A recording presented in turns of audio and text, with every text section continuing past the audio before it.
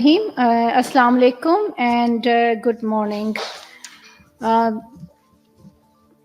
the highlight of this week was the visit of Deputy Prime Minister and Foreign Minister Senator Muhammad Ishaq Dar to Beijing, China, where he co-chaired the 5th Pakistan-China Strategic Dialogue with Chinese Foreign Minister Wang Yi.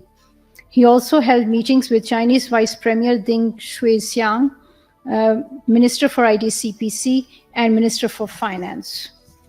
The two sides reached consensus to collectively take measures to safeguard their common interest, promote the socio-economic development of the peoples of the two countries, and work together to promote peace, development, and prosperity in the region. The two sides will enhance exchanges at all levels, deepening experience sharing in state governance, and further enhance cooperation in all areas. The two sides will work together to forge an upgraded version of CPEC by jointly building a growth corridor, a livelihood-enhancing corridor, an innovation corridor, a green corridor, by aligning them with Pakistan's development framework and priorities. Together, we will accelerate progress on major connectivity projects, including upgradation of ML1, the Gwadar Port, realignment of KKH Phase 2, strengthen cooperation in agriculture, industrial parks, mining, and information technology. The two sides underscored the importance of maintaining peace and stability in South Asia and the need for resolution of all outstanding disputes and their opposition to any unilateral action. The Chinese side reiterated its principled position on the Jammu and Kashmir dispute and for its peaceful resolution in accordance with the UN Charter, relevant UN Security Council resolutions, and bilateral agreements. The two sides will also strengthen communication and coordination on the situation in Afghanistan. We call for concerted efforts for the international community to encourage Afghanistan to build an inclusive political framework, adopt moderate policies, pursue good neighborliness, and firmly combat terrorism, including not allowing its territory to be used for terrorist acts.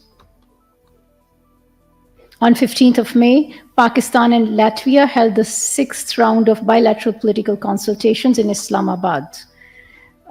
Additional Foreign Secretary Europe, Ambassador Shafkat Ali Khan, and Deputy State Secretary, Political Director of the Ministry of Foreign Affairs of Latvia, co-chaired the talks. The two sides reviewed the wide spectrum of bilateral relations and discussed opportunities for further cooperation, especially in trade and investment, energy, education, parliamentary exchanges, education and technology, and labor mobility. The two sides also explored opportunities for trade and investment, particularly in clean and green energy, climate change, and IT sectors. Additional Foreign Secretary for the UN and OIC, Ambassador Syed Haider Shah, and the US Department of State Coordinator for Counterterrorism, Ambassador Elizabeth Richard, co-chaired the Pakistan-US Counterterrorism Dialogue on 10th of May in Washington, D.C. Discussions focused on collaboration, technical expertise exchanges, investigative assistance, border security, and training of police and responders. The two sides committed to increasing communication and continuing joint efforts to combat violent extremism. Pakistan and the United States recognize that countering ISIS Khorasan and TTP and other terrorist organizations will enhance regional security and serve as a model for cooperation. The 6th round of Pakistan-UK dialogue on arms control and non-proliferation was held in Islamabad on 15th of May. Additional Foreign Secretary, Arms Control and Disarmament, Ambassador Mohammad Kamran Akhtar, led the Pakistan side, while the UK side was led by Director, Defense and International Security at the Foreign, Commonwealth and Development Office of the United Kingdom. A broad spectrum of topics relating to arms control, disarmament, and non-proliferation came under discussion. The two sides also shared their perspectives on issues concerning global and regional security and new and emerging technologies, including the military use of artificial intelligence and the peaceful applications of nuclear technology. Pakistan supports the historic call by the UN General Assembly made at the 10th Emergency Special Session to admit the State of Palestine to the United Nations as a full member. The resolution determined that the State of Palestine is qualified for membership of the United Nations and recommended the Security Council to consider the matter favorably. The UN General Assembly has thus provided another opportunity to the UN Security Council to lift its objection on Palestine's admission to the United Nations and restore the credibility of the assurances that have been given in support of the two-state solution. The adoption of this resolution is a partial yet vital step towards addressing the historic injustice against the people of Palestine. We sincerely hope that it would facilitate the revival of the peace process to realize the establishment of a viable and contiguous Palestinian state along the 4th June 1967 borders with Al-Quds al-Sharif as its capital. Earlier this week, the International Day of Families was observed. In that respect, we express our solidarity with the Kashmiri families that remain divided and continue to suffer because of Indian occupation and oppression for the last several decades.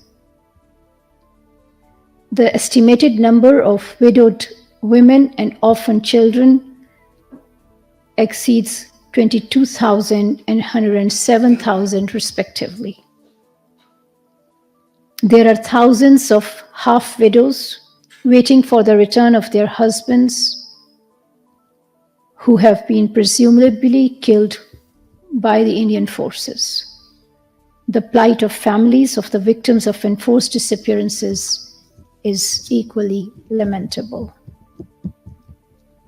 The root causes of these disturbing statistics is India's ruthless suppression of the people of IIOJK. India must allow the people of Jammu and Kashmir to freely realize their right to self-determination as enshrined in the relevant UN Security Council resolutions. I have a few announcements. At the invitation of his Kazakh counterpart, the Deputy Prime Minister and Foreign Minister of Pakistan, Senator Muhammad Ishaq Dar, will lead the Pakistan delegation to the regular meeting of SCO Council of Foreign Ministers being held from 20th to 21st of May in Astana, Kazakhstan.